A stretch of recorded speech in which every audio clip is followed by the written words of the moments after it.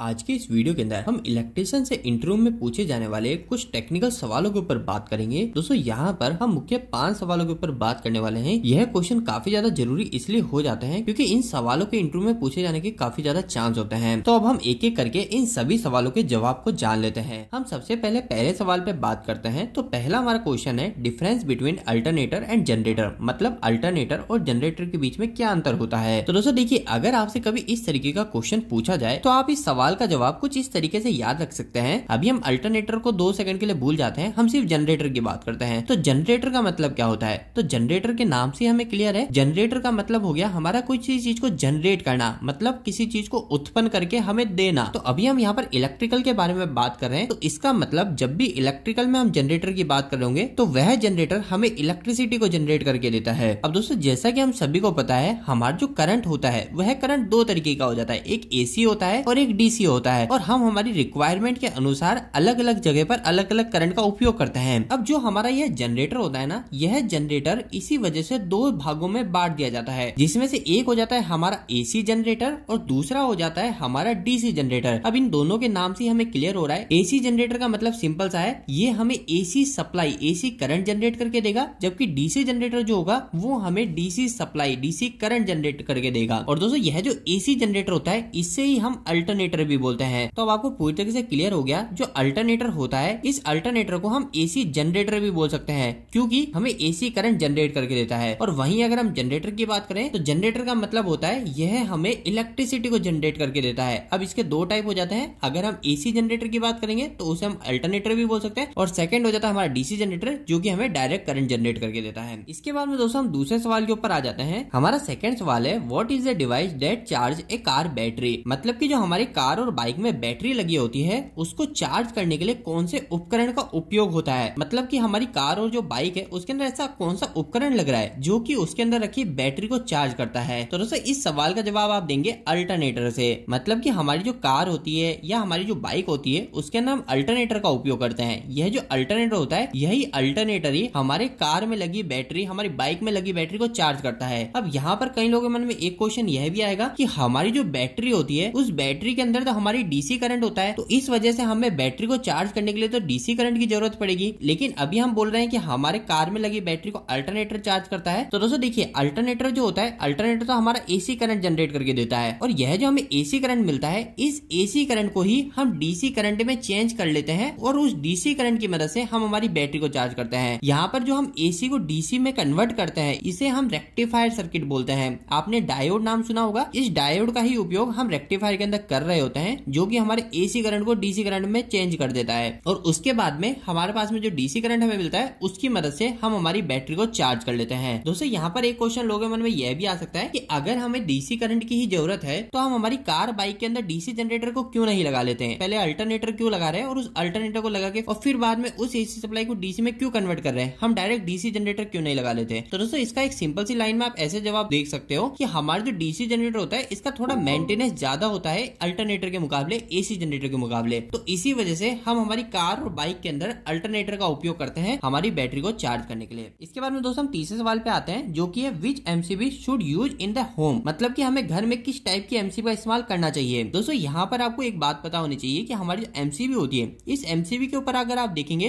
तो एमसीबी अलग अलग टाइप की होती है। हमारी एमसीबी ए टाइप की होती है, बी टाइप की, सी, डी, के, जेड, ऐसे अलग अलग टाइप की एमसीबी होती है। तो अब हमें हमारे घर में ए टाइप, बी टाइप, सी कौन से टाइप की हमारी एमसीबी लगानी है, यही आपसे इंटरव्यू में पूछा जा सकता है। तो हमारे घरों के अंदर जो डोमेस्टिक में जो एमसीबी का उपयोग किया जाता है वो हमारे टाइप बी एमसीबी का उपयोग किया जाता है। लेकिन अगर हमारे पास में टाइप बी एमसीबी अवेलेबल नहीं है तो इस केस में हम सी टाइप की एमसीबी का भी इस्तेमाल कर सकते हैं। और अगर आपसे इंटरव्यू में एक और चीज पूछ लिया जाए कि इंडस्ट्री में सबसे ज्यादा किस टाइप की एमसीबी का उपयोग किया जाता है, तो आप बोलेंगे सी टाइप की एमसीबी का उपयोग। दोस्तों यह जो सी टाइप की एमसीबी होती है यह आपको इंडस्ट्री में, आपको कॉमर्शियल एरिया में सबसे ज्यादा जो देखने को मिलेगी वो सी टाइप की होगी। घरों के अंदर भी आपको मैक्सिमम टाइप में सी टाइप की ही एमसीबी देखने को मिलती है। तो आप बोल सकते हो कि घरों के अंदर हम पहली चॉइस बी टाइप की एमसीबी को देते हैं, लेकिन अगर हमें बी टाइप की एमसीबी नहीं मिलती तो उस केस में हम सी टाइप की एमसीबी को लगा लेते हैं। दोस्तों यहाँ पर एक छोटी सी बात मैं आपको और बता दूं, कभी भी घरों के अंदर हम डी टाइप की एमसीबी को नहीं लगाएंगे, क्योंकि जो डी टाइप की एमसीबी होती है इस एमसीबी का उपयोग वेल्डिंग मशीन, ऐसी जो बड़ी मशीन होती है जिनका जो सर्ज करंट है वो काफी ज्यादा होता है, एकदम से करंट काफी ज्यादा बढ़ता है फिर एकदम से काफी कम होता है, उन जगह पर हम डी टाइप की एमसीबी का उपयोग करते हैं। अगर हम डी टाइप की एमसीबी को घर पे लगाएंगे तो हमें बिल्कुल भी सेफ्टी नहीं देने वाली, और अगर किसी प्रकार का कोई फॉल्ट हमारे घर में होता है तो हमारा डिवाइस खराब हो जाएगा, लेकिन हमारी डी टाइप की एमसीबी ट्रिप नहीं होगी। तो इसलिए आप कोशिश कीजिए कि घर में हमेशा हमारे टाइप बी एमसीबी का पहले इस्तेमाल कीजिए। अगर टाइप बी नहीं मिलती है तो उस केस में आप टाइप सी एमसीबी का भी इस्तेमाल कर सकते हैं। यहाँ पे फोर्थ क्वेश्चन है, what are the types of overhead transmission line. मतलब कि जो ओवरहेड ट्रांसमिशन लाइन होती है ये कितने टाइप की होती है, इसके कितने प्रकार है। तो दोस्तों ओवरहेड ट्रांसमिशन लाइन को वैसे तो हम दो टाइप में ऐसे भी बांटते हैं, एक एसी ट्रांसमिशन लाइन हो जाती है और डीसी ट्रांसमिशन लाइन हो जाती है। लेकिन अगर हम मैक्सिमम तौर पे देखें तो इंटरव्यू के अंदर हमसे जो क्वेश्चन पूछा जाएगा वो यही पूछा जाएगा कि हमारी जो एसी ट्रांसमिशन लाइन होती है वह हमारी कितने टाइप की होती है। तो दोस्तों एसी ट्रांसमिशन लाइन को हम तीन भागों में बांटते हैं। एक हो जाती है हमारी शॉर्ट ट्रांसमिशन लाइन, दूसरी हो जाती है हमारी मीडियम ट्रांसमिशन लाइन और थर्ड हो जाती है हमारी लॉन्ग ट्रांसमिशन लाइन। यहाँ पे शॉर्ट ट्रांसमिशन लाइन उस ट्रांसमिशन लाइन को बोलते हैं जिसकी जो डिस्टेंस होती है वो हमारी 80 किलोमीटर से कम होगी। वहीं अगर हम मीडियम ट्रांसमिशन लाइन उसे बोलते हैं जिसके अंदर हमारी 80 किलोमीटर से लेके 240 किलोमीटर की रेंज में हमारे इलेक्ट्रिसिटी को ट्रांसफर कर रहे होते हैं। और वहीं अगर हम 240 किलोमीटर से ज्यादा डिस्टेंस पे अगर इलेक्ट्रिसिटी को ट्रांसफर करते हैं तो उसे हम हमारी लॉन्ग डिस्टेंस ट्रांसमिशन लाइन बोलते हैं। इसके बाद में दोस्तों हम हमारे आज के आखिरी सवाल के ऊपर बात कर लेते हैं, वो है what is the maximum voltage range of A neon tester. मतलब कि हमारा जो कॉमन टेस्टर जो हम उपयोग करते हैं हमारी लाइन को चेक करने के लिए कि हमारे सॉकेट के अंदर हमारे वायर के अंदर सप्लाई है या नहीं,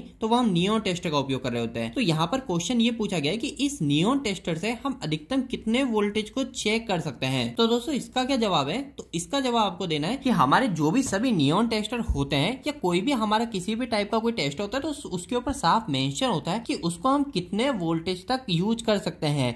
इसी तरह अगर आप इस नियॉन टेस्टर को देखोगे तो इस नियॉन टेस्टर पे भी यहाँ पे लिखा हुआ है 500 वोल्ट। तो मतलब कि इस नियॉन टेस्टर की जो कैपेसिटी है वो है हमारी मैक्सिमम 500 वोल्ट तक। वैसे अधिकतर जो हमारे कॉमन जो हम टेस्टर उपयोग कर रहे होते हैं उन सभी टेस्टर की जो कैपेसिटी होती है वो 500 वोल्ट तक की होती है। दोस्तों यहाँ पर एक छोटी सी चीज और आप ध्यान रखिए, कई सारे लोग इसमें भी कंफ्यूज रहते हैं कि जैसे इस पे हमारा 500 वोल्ट लिखा है और अगर हम कहीं 3 फेज सप्लाई में काम कर रहे होते हैं तो उस केस में हमारी 3 फेज सप्लाई 440 वोल्ट की भी होती है। और अब हम सोचेंगे कभी हमारे वोल्टेज काफी ज्यादा आ गए, अगर इस 440 की जगह हमारे 500 वोल्ट की सप्लाई आने लगे तो उस केस में तो हम इस टेस्टर से काम नहीं कर सकते। लेकिन दोस्तों ऐसा नहीं है, ये टेस्टर तभी भी काम करेगा।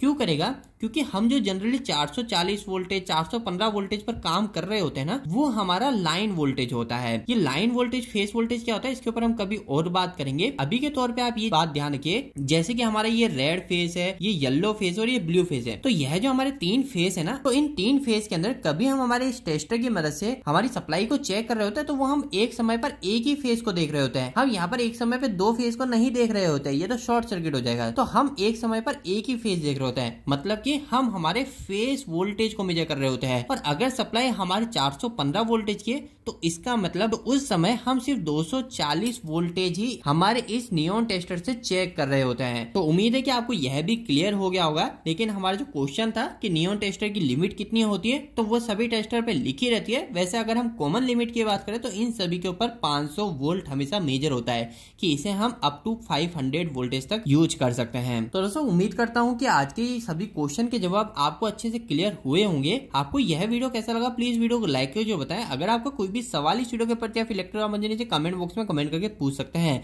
इलेक्ट्रिकल वीडियो अगर आप नहीं पसंद करते हैं आज हमारे चैनल को सब्सक्राइब कर लीजिए। आज के लिए इतना ही, धन्यवाद।